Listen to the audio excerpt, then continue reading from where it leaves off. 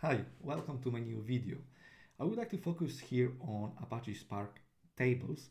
So how Apache Spark, what Apache Spark does to manage internal and external tables with the help of Apache Hive Catalog. To demonstrate that, I prepared 6 files, and all the 6 files will work on this letter case class, which is very simple, and the goal is not to make the data complicated, it's just more to focus on the mechanism which is behind the internal and external tables. So just to show you some code I will use for the external tables, first I'm creating my data set, which is very simple. Later I will list the tables available in my catalog just to show you that there is nothing and that the demo is really working from scratch. Later on I will write some data set in Parquet to specify a specific location that will be later shared by all the external tables. And later on I have different snippets, different ways to define an external table. The first one uses the path attribute and the save as table method. The second one uses the create external table with the location parameter. It's quite important because I spoil already a bit the demo, but you will see that you will see this location parameter to be the key currently for Spark to know whether the table should be internal or external. Although it's very good to always specify the external table, because as I mentioned here in the comment, that way you avoid creating internal tables by mistake when you forget the location. And the final one, the final method, also uses this location parameter, but it creates the table from the temporary view, so it takes the schema of this view.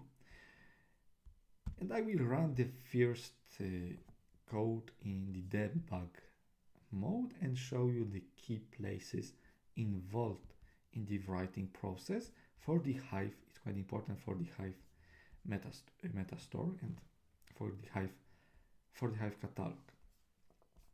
So we are already reaching the first writing mode, and we are going to the save as table method that delegates this responsibility for creating the table to this private create table function. And as you can see, Apache Spark will check whether the location attribute is defined in the storage, and if it is the case, it will consider the table as an external table. If not, it will be a managed table. So let me just move on, and we can see that the table is external and the storage is a defined location. After that, we will reach the session catalog that will perform some validation and delegate this responsibility for persisting the metadata information about the table, because remember, external table versus internal table, the difference is the external table only contains the metadata definition on the metastore side, whereas the internal tables contain also the data. And by default for Hive, Spark will use external catalog with listener, and the specificity here is the generation of two events, create table pre-event and create table event, that are later delivered to all the subscribers. But currently the physical creation of the table in the meta store is performed by this delegate class, which should be Hive external catalog and Hive external with this create table method. As you can see, just just here.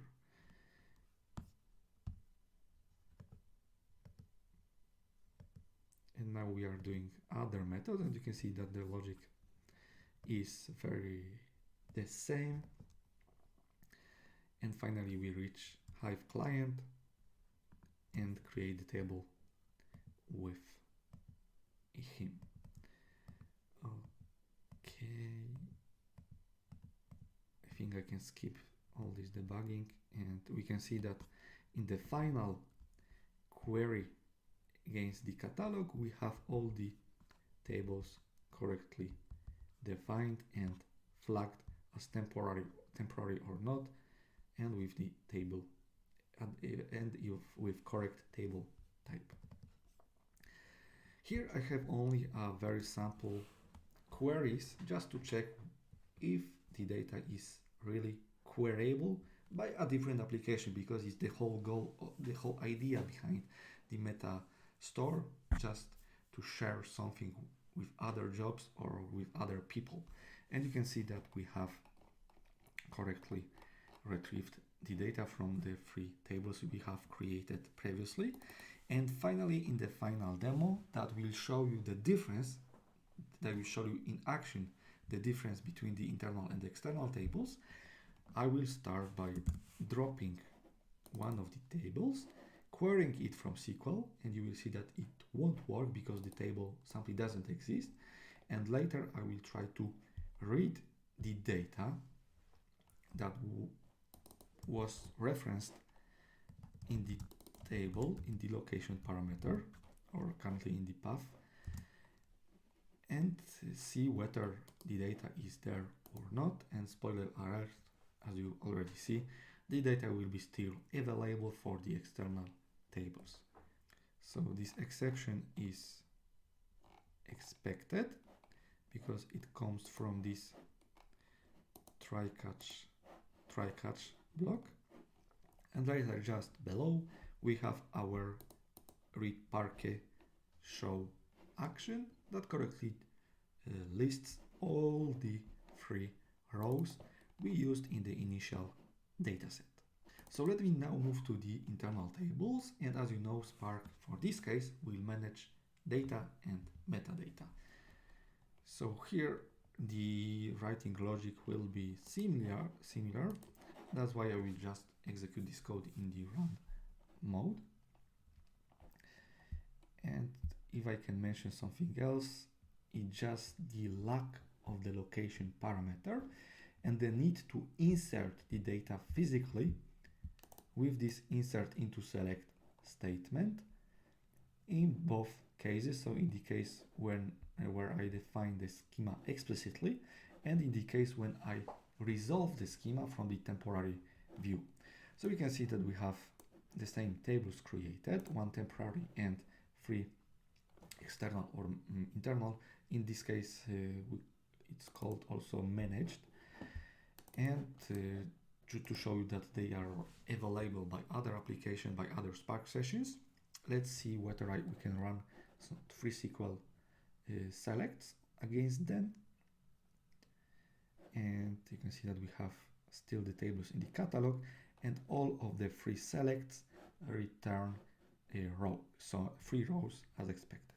And to terminate the demo, I will do the same exercise as previously. So drop one table, in this case it will be an internal table, do some select. Of course it will fail because the table doesn't exist anymore in the catalog, and later I will try to read the data. So in this case I used a different approach. I didn't specify the path since the table is internal, and I collocated the data with the metadata in the same directory. So let me maybe show this and directory. Spark tables, and it will be internal table, and you can see that we have the data in this directory. So maybe I will just add a breakpoint before this step and run the code to show you that when you issue a drop statement against an internal table, both metadata and data will disappear. Okay, so now maybe we can just take this and check whether we have something here. Now you can see that the table, the location with the internal table doesn't exist anymore, that we have only two remaining ones. Okay, and logically, because I put this try-catch block explicitly, both statements should fail, because as you can see here, the path doesn't exist and the failure is for the last block. And here we can see that we have the failure, meaning that the letters save as stable doesn't exist anymore in the data, in the metadata store. So that's all for this demo. I hope that you understand now better the difference between internal and external tables, and that you understand the importance of defining the external plus location keywords when you create external tables. And if you want to discover other details about this topic, I invite you to the article which is linked just below in the description of this video. It was Bartosz Konieczny from waitingforcode.com. Thanks for watching.